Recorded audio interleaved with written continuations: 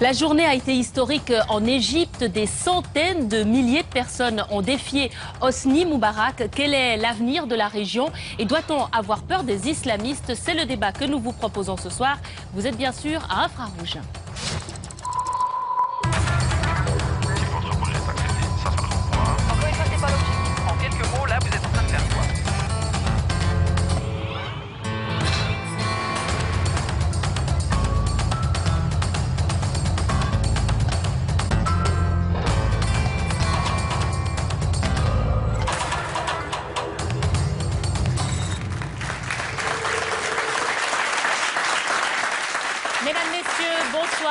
Mesdames, Messieurs, bonsoir. Bienvenue à Infrarouge. Le monde arabe est en ébullition. Cette soif de liberté va-t-elle toucher d'autres pays arabes? Et puis, doit-on avoir peur d'une récupération du mouvement par les islamistes? Autant de questions que nous allons aborder ce soir avec nos nombreux invités que vous allez découvrir tout au long de ce débat. Mais tout d'abord, j'aimerais faire réagir mes invités à cette information. Une information qui est tombée.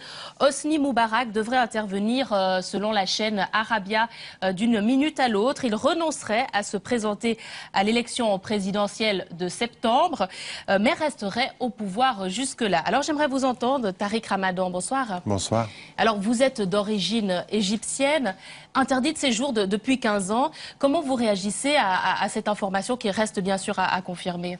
Écoutez, je réagis comme on a pu réagir aux différentes interventions du président Hosni Moubarak et de son administration durant les derniers jours. On a l'impression qu'ils n'ont pas compris ce qui est en train de se passer sur le terrain. Aujourd'hui, ce sont des millions de personnes qui disent non au système et qui disent non à sa présence. Ça n'est pas des accommodements, et d'autant plus les accommodements qu'il a proposés, c'est-à-dire d'aller chercher quelqu'un qui travaillait dans les services de renseignement et de sécurité pour le mettre vice-président. Ça, c'était ce week-end. C'était ce week-end. Donc, en l'occurrence, ici, on a la perception d'un décalage entre ce qu'il comprend du message qui lui est envoyé et puis des exigences de la population. Ajoutez à cela que nous sommes dans une période où il reste en place, nous sommes dans une période de transition et que derrière la scène, énormément d'enjeux aujourd'hui se jouent et dont il faut tenir compte. Donc il ne faut pas penser qu'il prend des décisions tout seul dans le vide absolu. D'autres considérations sont en jeu. Gagner du temps, c'est aussi trouver les moyens d'une transition différente de celle à laquelle on pourrait s'attendre. D'accord. Alors, monsieur Mohamed Reza Jalili, bonsoir. Bonsoir. Alors, vous êtes un spécialiste du monde arabe. Vous êtes d'accord avec l'interprétation de Tariq Ramadan sur l'information qui tombe ce soir? Oui, qui reste à confirmer. Hein. Oui, je ne suis pas spécialiste du monde arabe, je suis plutôt spécialiste du monde iranien.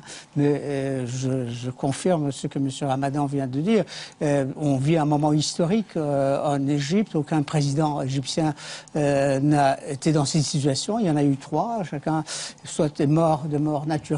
Le second a été assassiné et M. Moubarak, s'il abandonne vraiment le pouvoir, une page de l'histoire de l'Égypte sera tournée et je pense que dans cette perspective, il y aura des effets qui dépasseront très largement les frontières de l'Égypte. Il y aura certainement effet de contagion. D'ailleurs, la situation égyptienne elle-même fait suite à la situation tunisienne, donc il y a déjà contagion et donc c'est un phénomène extrêmement intéressant. On a rarement vu des phénomènes de ce type, sauf par exemple avec la fin de la guerre froide, l'effondrement des républiques socialistes et populaires en Europe de l'Est.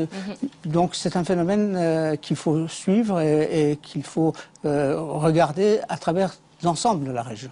Alors, on va parler de ce phénomène de contagion, mais je vous propose d'abord de découvrir les images qui ont été tournées aujourd'hui au Caire, des images impressionnantes, des images historiques, puisque c'était encore difficilement inimaginable il y a quelques semaines. Au moins 1 million d'Égyptiens sont descendus dans les rues aujourd'hui dans toute l'Égypte pour réclamer le départ donc, du président Hosni Moubarak.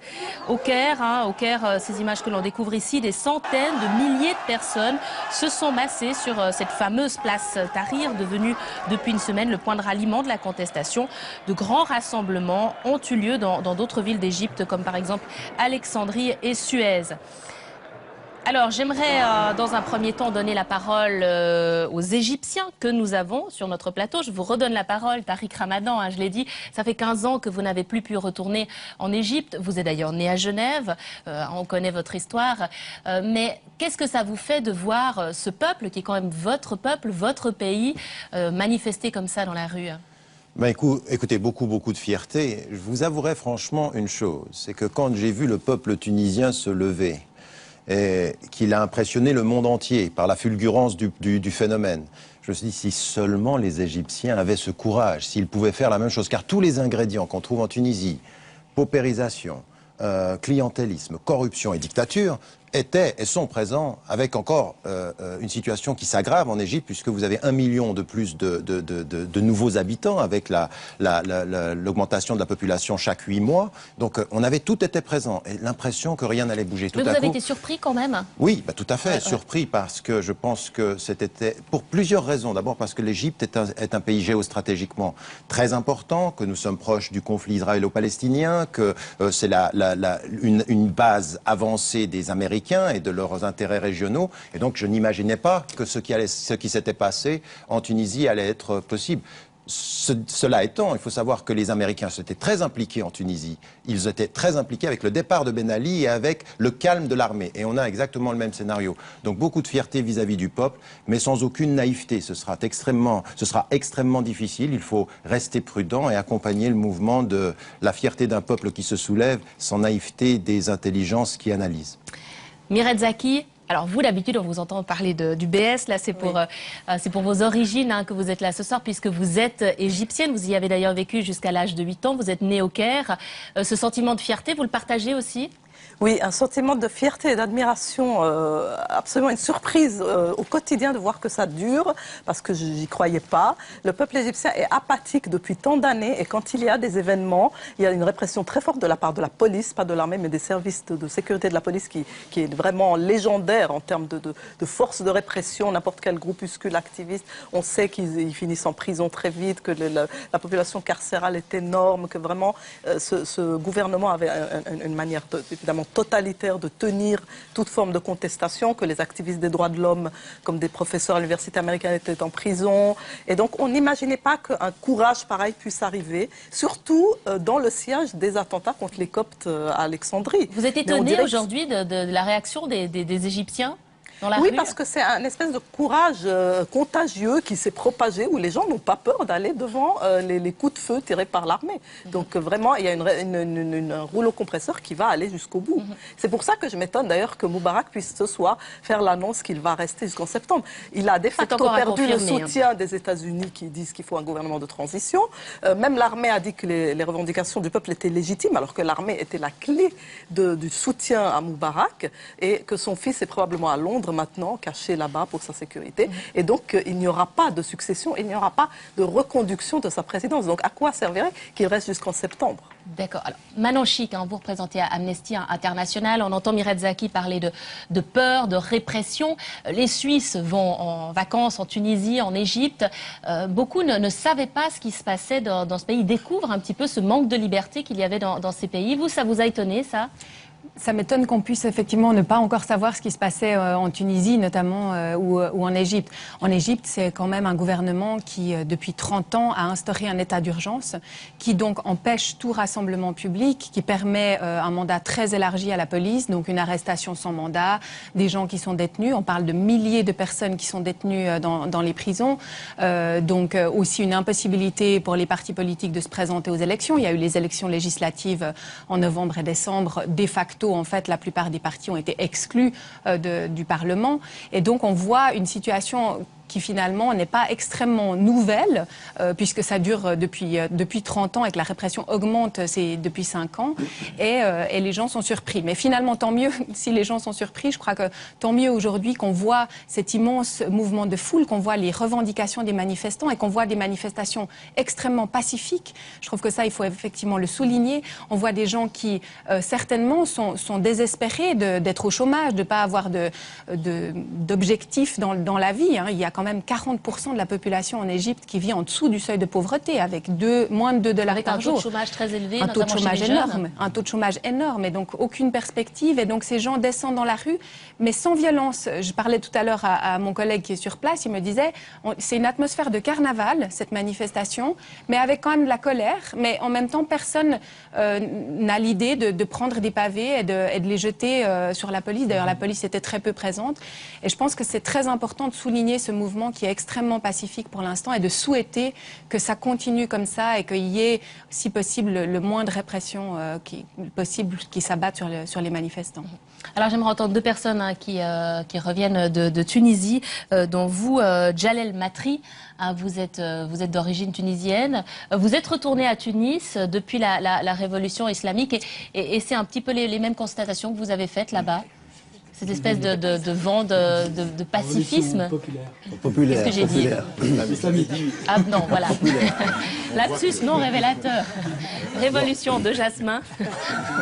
Bon, c'est vrai que j'ai perdu un peu la voix avec, Vous avez trop crié. pour les manifestations où j'ai participé avec nos amis égyptiens. D'accord, oui, il faut dire que ce soir, vous étiez à la Place Neuve à Genève. Voilà, on a pour fait aussi manifester 2 autres manifestations en solidarité avec au Palais les Wilson. Égyptiens. Voilà, c'est vrai qu'il y a une semaine, j'étais en Tunisie et j'ai vu autre chose que je voyais d'habitude quand je vais en Tunisie à chaque fois. C'est que déjà, la police politique ne sont plus, ils sont plus là. Ils te regardent plus pour t'intimider. Ils étaient plus cool, ça veut dire les personnes qui étaient à la police, ils étaient plus cool. On dirait que je rentre à Genève ici. À l'intérieur du pays, c'est qu'on voit un peu les gens, ils sont contents. Toutes les catégories de la population, les journalistes, les hommes de théâtre, ils étaient là. Ils s'échangeaient de paroles de victoire. C'est cette victoire que les Tunisiens ils ont gagnée, cette révolution tunisienne. Et puis on voit que ils commencent à rêver. Ils commencent à avoir autre chose que la période de Ben Ali, la période de la répression. Elle commence à s'envoler. C'est vrai que maintenant, le problème, c'est le problème de sécurité en Tunisie. Et je pense que dans quelques mois... Il y a d'ailleurs encore des incidents, hein? Il y a quelques incidents. C'est toujours ces milices du pouvoir, l'ancien pouvoir, qui a libéré des milliers de prisonniers pour mettre en feu, en sang le pays. Et on voit qu'il y a les gens, ils prennent des comités populaires qui prennent en charge leur sécurité et puis ils sécurisent leur quartier. Et je vois que les gens ils commencent déjà à rêver d'une Tunisie meilleure, une Tunisie libre. Surtout, la Tunisie, c'est 70% de la jeunesse. Et c'est ça, c'est que ils veulent vivre comme ils vivent ici, les gens en Europe, avec les libertés, avec la dignité. Et c'est ce qui lui manquait. Alors, Antonio Gers, vous étiez avec lui, hein, vous êtes rendu ce week-end en Tunisie. Vous étiez avec d'autres opposants tunisiens qui n'étaient plus retournés dans le pays quand même depuis très longtemps. J'imagine que ça devait être un moment émouvant pour eux. Effectivement, je crois que toutes les personnes qui ont dû s'exiler pour des raisons politiques reviennent sur leur terre avec toujours beaucoup d'émotion, de retrouver les lieux, de voir comme ils ont évolué. Mais j'aimerais revenir quand même sur cette question que vous avez posée tout à l'heure, Manon Chic, sur la surprise un petit peu de l'Occident de ces mouvements et la surprise aussi de constater que finalement il y avait des dictatures militaires. Et je crois qu'aujourd'hui on doit vraiment prendre acte de ce qui se passe dans ces pays arabo-musulmans et constater que quand même, notamment depuis une vingtaine d'années, depuis le 11 septembre 2001, l'Occident a un peu résumé les pays arabo-musulmans à deux options, soit les islamistes intégristes, soit des régimes dictatures militaires. Et on a dit, ces dictatures militaires, elles font barrage à l'extrémisme.